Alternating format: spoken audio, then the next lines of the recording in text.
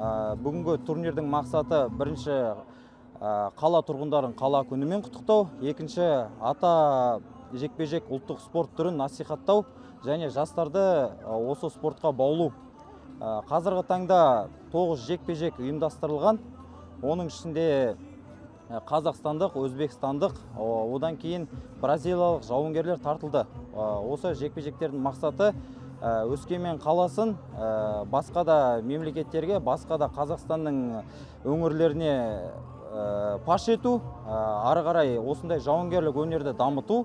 Одан кейін Диас Ерланұлы, Ерзат Сақабанов сынды жауынгерлердің өнерін насихаттау, болашақ ұрпаққа жеткізу. Бүгінгі сайысқа 18 жауынгер қатысуда, 9 жұп, оның ішінде 8 жұпы жекпе-жек бойынша және 1 жұбы грэпплинг бойынша.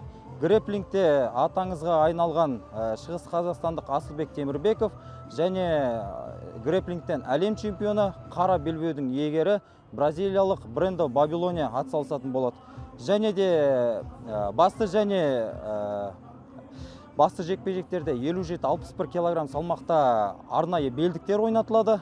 Бұл белдіктер біздің спорт менеджментімен және Өскемен қаласының спорт, дене шынықтыру және туризм басқармасымен бірге жасалынған.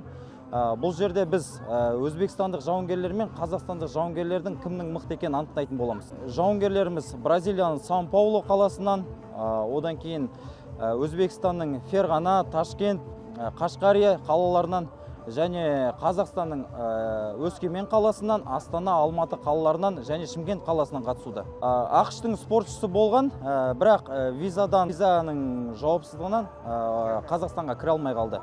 Мен Шымкент қаласының тумасымын. Осы бүгін Өскемен қаласындағы Ұлы Дала батырлы турниріне келіп отқан жайым бар. Мен қарсыласым өзбек. Құдай қаласа, мен өзім планым бар, былайша айтқанда жеңемін осы. Осы негізі осы спорт саласында жүргеніме 7 жыл болды, бірақ 2-3 ай болды осы дайындалғаныма. Мен өзім Шымкент қаласында Тұран Орда деген 13-ші Легион деген командада тренировка жасаймын, жаттығу жасаймын.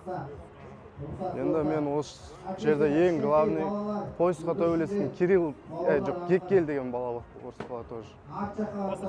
Сол бала жақсы қызық бой болады сияқты. Мен панкратион спорт түрінен Қазақстан Республикасының спорт шебері, және де грэпплинг деген спорт түрі бар, одан да спорт шебері атағым бар.